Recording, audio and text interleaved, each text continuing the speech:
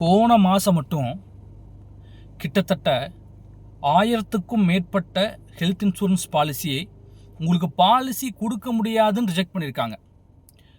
Policy எடுத்ததுக்கப்புறம் claim reject பண்ணலைங்க, policy கேட்கும் போதே உங்களுக்கு பாலிசி இல்லைன்னு ரிஜெக்ட் பண்ணியிருக்காங்க. போன ஃபினான்ஷியல் இயரில் மட்டும் லட்சக்கணக்கான பேருக்கு உங்களுக்கு பாலிசி கொடுக்க முடியாது, நீங்கள் எலிஜிபிள் கிடையாதுன்னு ரிஜெக்ட் பண்ணியிருக்காங்க. நாங்கள் படித்து சொல்கிறோம். ஏஜ் எங்கே இருக்கும் பொழுதே, ஒரு மிடில் ஏஜாக இருக்கும் பொழுதே, உடம்புல எந்த ஒரு நோயும் எட்டி பார்க்கறதுக்கு முன்னாடியே ஹெல்த் இன்சூரன்ஸ் போட்டு வைங்கன்னு எல்லாரும் வராங்க.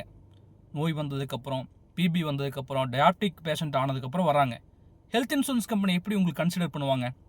ஒன்ஸ் ஹெல்த் கெட்டு போச்சுன்னு சொன்னால் ஹெல்த் இன்சூரன்ஸ் கம்பெனி பாலிசி கொடுக்காது. நண்பர்களே, தயவு செஞ்சு புரிஞ்சுக்குங்க. ஒரு தடவை உங்ககிட்ட நாங்கள் கமிட்மெண்ட் கொடுத்து பாலிசி வாங்கி தரேன்னு சொல்லி அதை அனுப்பிச்சு இந்த ப்ராப்ளம் இவருக்கு இருக்குது, அதனால் கொடுக்க முடியாதுன்னு சொல்லும்போது நீங்கள் எந்த அளவுக்கு மனவேதனைப்படுறீங்களோ அதே அளவுக்கு நாங்களும் மனவேதனைப்படுறோம். உண்மையாலுமே உங்கள் மேலே இருக்கிற அன்பில் அக்கறையில் வேண்டி விரும்பி கேட்டுக்கிறோம். ஹெல்த் நல்லா இருக்கா? இன்றைக்கி நீங்கள் நல்லா இருக்கீங்களா? உங்கள் மனைவி நல்லா இருக்காங்களா? குழந்தைகள் நல்லா இருக்காங்களா? எல்லாரும் நல்லா இருக்கீங்களா? இதுதான் சரியான டைம் ஹெல்த் இன்சூரன்ஸ் எடுக்கிறதுக்கு, லைஃப் இன்சூரன்ஸ் எடுக்கிறதுக்கு.